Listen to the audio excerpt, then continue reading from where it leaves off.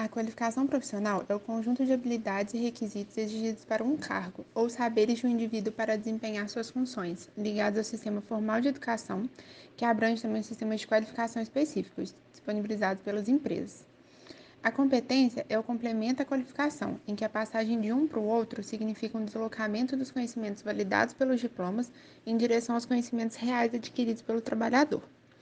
Na alimentação coletiva, a dificuldade na obtenção da qualidade acontece devido às empresas alimentícias se estabelecerem no mercado com um baixo custo e um grande contingente de mão de obra não qualificada formalmente para desempenhar as funções, sendo a aprendizagem adquirida na prática do serviço, ou seja, sujeitos a fácil reposição e sem exigência de nível escolar, o que minimiza a qualidade.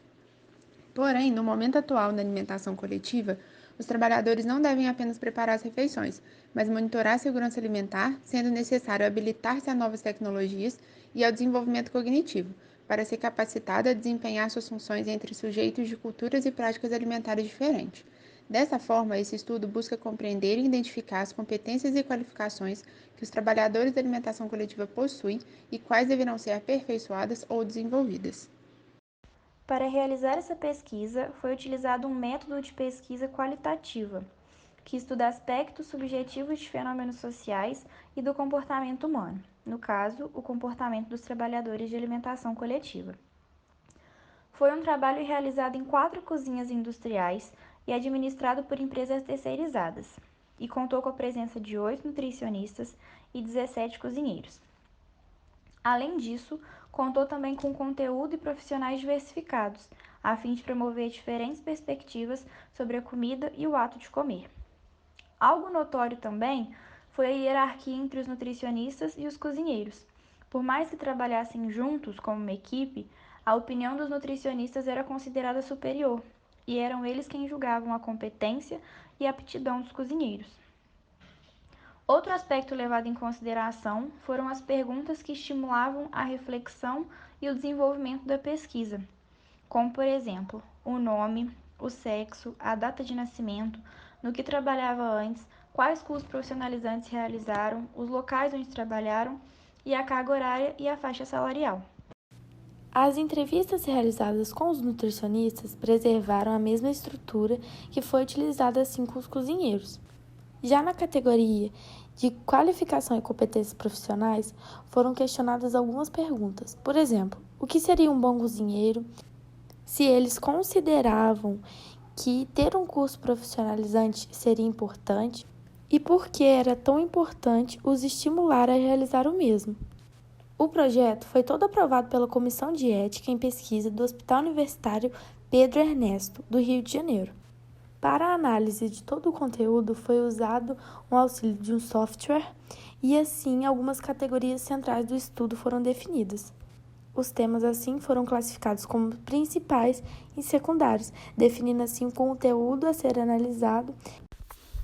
Em relação aos profissionais, o grupo de cozinheiros é constituído por homens entre 21 e 49 anos e, em média, eles atuam no segmento de alimentação há 10 anos e eles ficaram um período mínimo de 4 anos, incorporando as técnicas de preparo para até que aí eles pudessem ascender ao cargo de cozinheiros. E o grupo de nutricionistas são mulheres com idades entre 26 e 50 anos, que atuam como nutricionistas e são chefes entre 1 e 29 anos.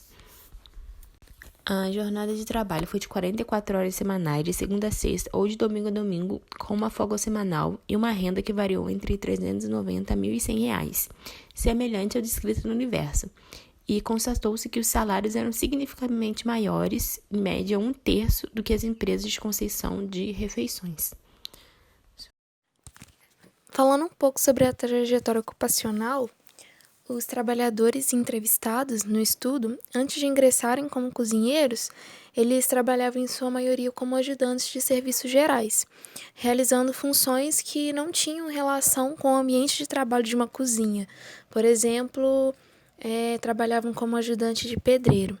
E eles começaram a trabalhar na cozinha pelo incentivo de algum familiar, ou por terem habilidade em cozinhar, ou porque viram uma oportunidade mais segura de um emprego estável com carteira assinada nesse ramo.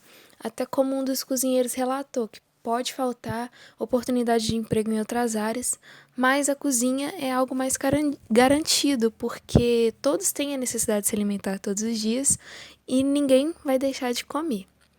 E a maioria deles não possui capacitação formal para desempenhar esses cargos e eles acabam adquirindo conhecimento através das suas habilidades, pelo desejo de aprender e pela prática do dia a dia de trabalho.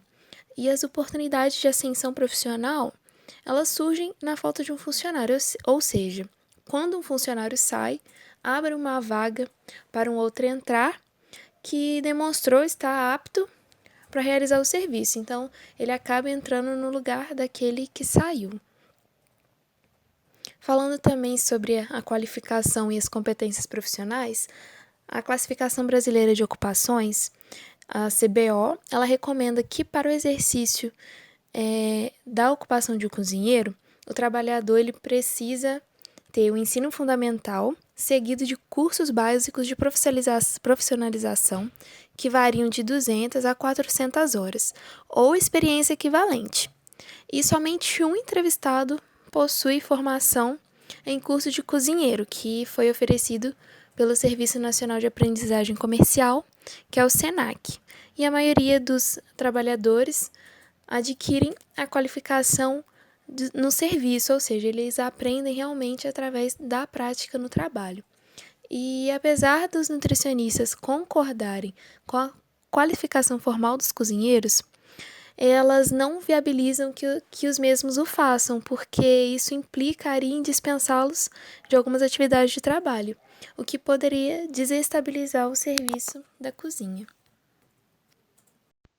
Relações interpessoais no trabalho.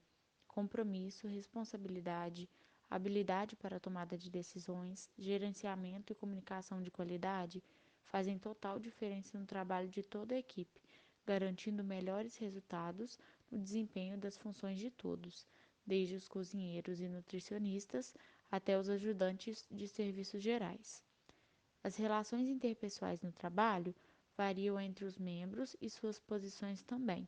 Apesar da competência exigida para que se tenha um ambiente saudável que colabore para o desempenho bom de cada um em sua função, é notório o desconforto em situações cotidianas que se repetem, seja a falta de cuidado com higiene na preparação dos alimentos por parte de alguns, até uma certa superioridade por parte de outros profissionais da equipe, mas relatos que são pontuais e é conhecido como algo que faz parte do convívio, uma vez que não existem relações 100% perfeitas. E pode-se concluir que as empresas de refeição devem investir na formação de profissionais, segundo o conceito de desenvolvimento sistemático de habilidades reunidas sob o nome de competências e não sob o treinamentos para operação.